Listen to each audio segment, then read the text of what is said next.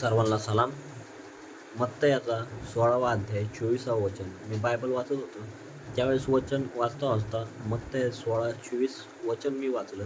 त्यावेळेस येशू आपल्या शिष्यांना म्हणतो, मग येशू आपल्या शिष्यांना म्हणाला, माझ्या मागे येण्याची कोणाची इच्छा असेल तर त्याने स्वतःच नाकारावे व आपला वधस्तंभ उचलून घेऊन मला अनुसरा. प्रियांनो, वधस्तंभ उचलणे म्हणजे काय याचा विचार केला का तुम्ही कधी? परमेश्वर कशाबद्दल म्हणला की आपला वधस्तंभ उचलून घ्या?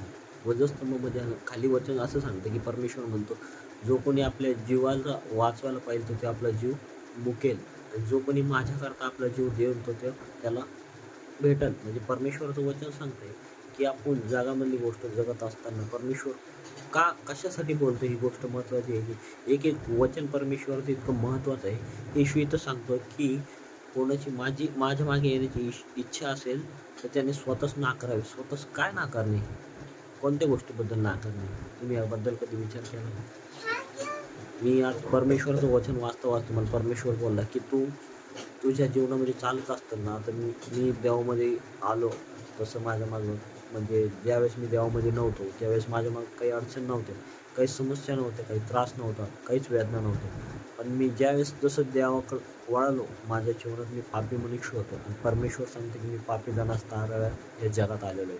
पण ज्यावेळेस मी परमेश्वर म्हणतो ज्यावेळेस मी तुला निवडलं आहे त्यावेळेस तू जगातून मी तुला निवडून घेतलेलं आहे. त्या परमेश्वर म्हणतो की स्वतःचं वधस्तंभ उचलून माझ्या मागे यावे. परमेश्वराचं वचन काय सांगतो? वधस्तंभ म्हणजे काय? वधस्तंभ म्हणजे जे आपल्या जीवनात येणाऱ्या अडचणी जे असतील असं परमेश्वर वचन सांगते. तू त्याच्याकडे लक्ष देऊ नकोस. परमेश्वर सांगते. आता एक गोष्ट तुम्ही समजून घ्या. सहज एक गोष्ट की आपण जगात जगत असताना की वधस्तंभ म्हणजे काय? एक छोट्या गोष्टी तुम्हाला मी सांगतो. जर तुम्ही जगामध्ये जगत असताना देवामध्ये आला तर तुम्ही प्रार्थना करतात, पण एक वेळेस असं येईल की बोर व्हायला लागलं तुम्ही गाणे लावतात, पिक्चरची गाणी. पण त्यावेळेस तुम्हाला वचन सांगतात, वचन देवाचा आत्मा बोलतो की नाही, हे गाणे ऐकू नको, हे गाणे चालत नाही देवाला. तुम्ही स्वतःला नाकारता. त्यावेळेस परमेश्वराचं वचन हे परिपूर्ण होतं, हे वचन पूर्ण होतं. येशू म्हणते स्वतःच नाकारा, तुमची इच्छा मारा.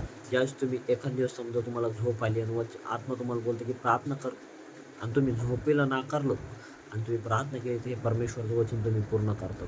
आणि ज्यावेळेस जर तुम्ही प्रार्थना नाही केली, झोपून गेलात, तर हे परमेश्वराचं वचन तुम्ही सोडून द्यायला लागलात, त्याला तुच्छ तुम्ही माना लागला. माझ्या जीवनात मी चालत असताना अडखळ येईन, समस्या येईल, पण परमेश्वर म्हणून तुम्ही स्वतःच नाकारा. तुम्ही जीवनाला तुम्ही सोडून द्या आणि तुमच्यासाठी जीवन मी देईल. स्वर्गीय जीवन त्यांना तुमच्या माझ्यासाठी निर्माण केलं. त्यासाठी साहजिक आहे थोड्या गोष्टी मी समजून घ्या. टाईम कमी आहे. परमेश्वर तुम्हाला आशीर्वाद